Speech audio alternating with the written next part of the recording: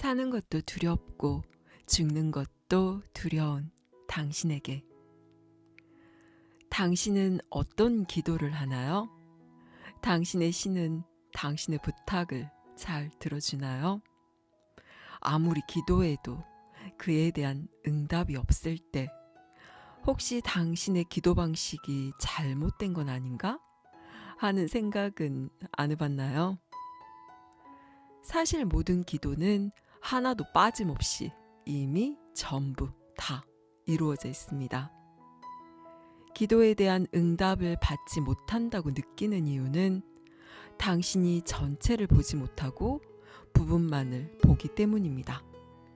사람들은 보통 자신이 원하는 것을 얻기 위해서 혹은 자기 힘으로는 어찌할 수 없는 상황 앞에서 더 큰 힘을 빌리기 위해 신께 기도합니다.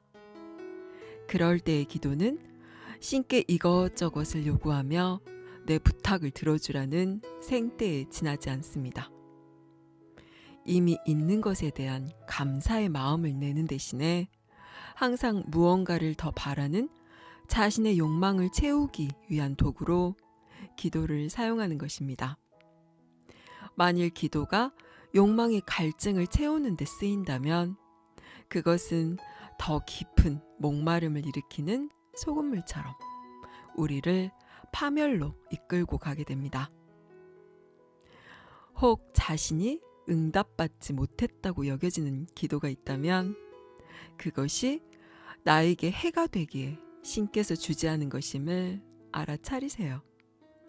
지금 나의 이 기도가 궁극으로 나를 위한 것인지 해가 되는 것인지 우리는 결코 알 수가 없습니다. 솔직히 마땅히 들어져야 할 기도는 당신이 청하기도 전에 이미 응답되어 있습니다.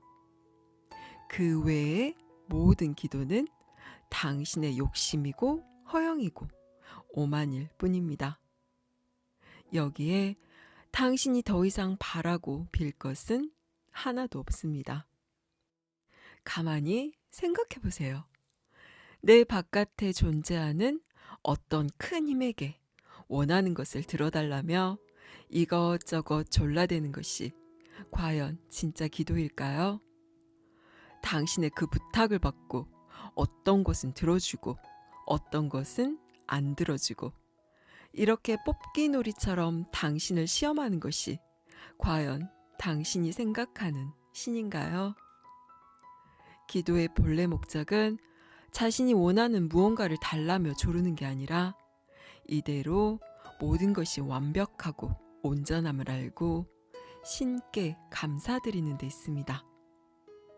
인간적인 마음의 분별로는 당연히 불완전해 보이고 결핍되어 보이는 현실을 신의 눈으로 바라보는 것입니다. 그렇게 분별을 내려놓고 신의 눈으로 세상을 바라보면 이대로 아무런 문제가 없음을 깨닫게 됩니다. 삶의 문제라고 여겨지는 것들, 모나고 결핍되고 불완전해 보이는 모든 것은 실은 생각의 분별이 지어내는 것이기 때문입니다. 그것 자체로는 아무런 의미도 이야기도 지니고 있지 않습니다. 생각의 분별에 갇힌 우리는 세상을 있는 그대로 바라볼 수가 없습니다. 모든 분별을 내려놓고 신의 눈과 마음으로 세상을 바라보는 것이 기도입니다.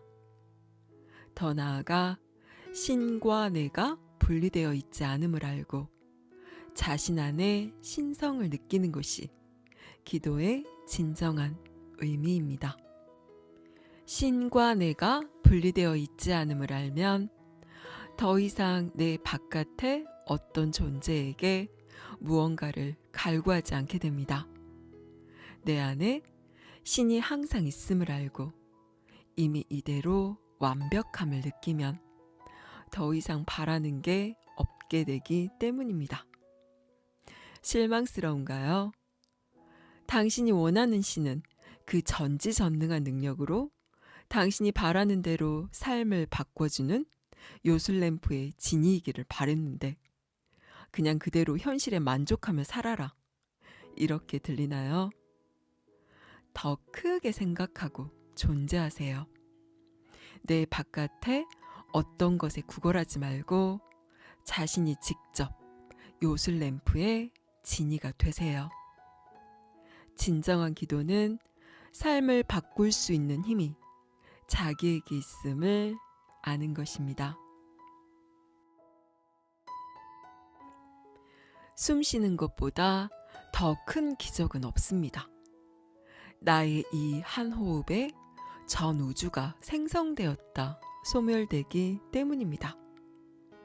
살아있음이 얼마나 큰 축복이고 기적인지를 알면 삶에서 그 어떤 것이 주어지든 감사히 받을 수 있습니다.